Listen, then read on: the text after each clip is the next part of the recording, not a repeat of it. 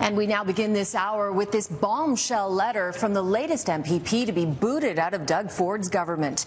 Randy Hillier is not going quietly, and he's making some serious allegations, including illegal lobbying by close friends and advisors of the Premier. The question now is this nothing more than a political spat, or does Hillier have the ammunition to prove it? Yada, yada, yada. Saying that is what started this whole story. Doug Ford suspended Randy Hillier from caucus last month after he was accused of giving that retort to parents of children with autism in the legislature. The outspoken Hillier doesn't deny saying it, but maintains it was directed at the NDP. On Friday, he was formally kicked out of the PC party the day after telling constituents the real reason he was in hot water was because he refused to give standing ovations in the legislature on demand. Today, his letter goes far further, saying the Premier's top two advisors have been on a relentless campaign to have him ousted since August, and he gives 10 reasons why he was expelled. They range from his refusal to do a video supporting the government's use of the notwithstanding clause to demanding members be permitted to engage in debate. The most serious, though, is number 9, for raising concerns of possible illegal and unregistered lobbying by close friends and advisors employed by Premier Ford. The PC government calls all of it an outright lie.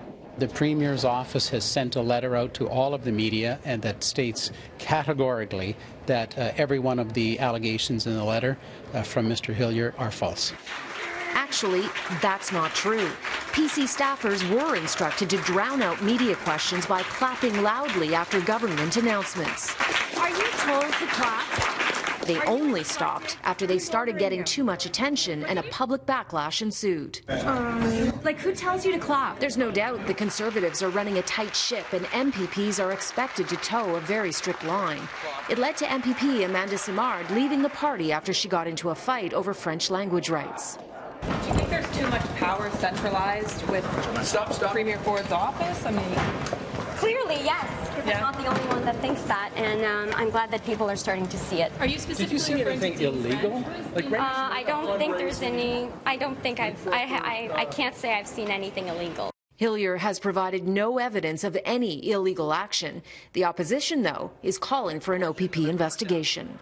He's offered no proof. The OPP should be the body that investigates it to find whether those allegations are warranted. They have the ability, they have the capacity, and they have the legal authority to do so. Hillier was not at Queen's Park today. We're told he was at his constituency office in Eastern Ontario. He's a veteran, though. He knows how to play this game and to draw this out. Now, another story to tell you about. MPP Amanda Simard, who you just saw in my story, chastised former Prime Minister Brian Mulroney for an interview he gave last night when he called her a little girl.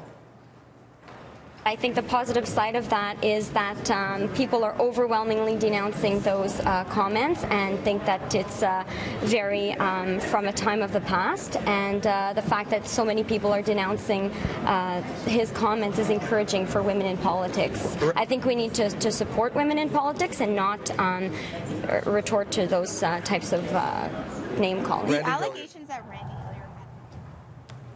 The former Prime Minister gave a statement today apologizing for his comments, saying he should have called her a young woman. Now, Brian Mulroney was defending his daughter, Caroline Mulroney, who is the Attorney General of Ontario.